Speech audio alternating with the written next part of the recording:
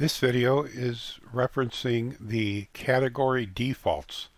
So under the Maintenance tab, we go to Category Defaults.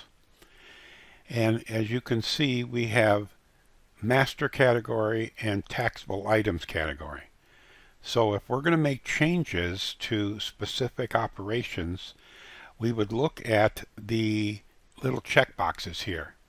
So if we're going to edit this, we say, are we going to track the stock quantities in this master category? Do we want to track serial numbers in the master category? These are just setting up defaults. Allow discounts. Ask for quantity when selling. So if you want everything in that category to be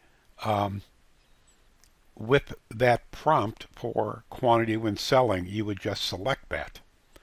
Same thing with post to internet, prompt for scale, calculate quantity from price, add vendor when adding inventory, and add to the label list when you receive the item.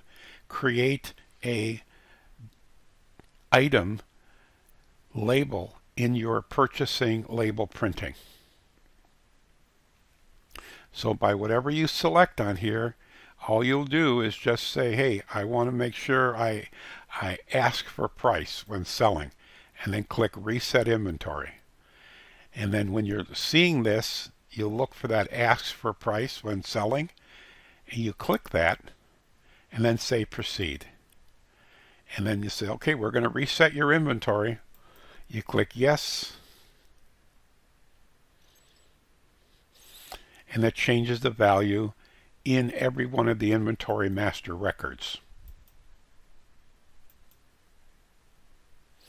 So that's the purpose of getting the ability to set up default values for specific categories.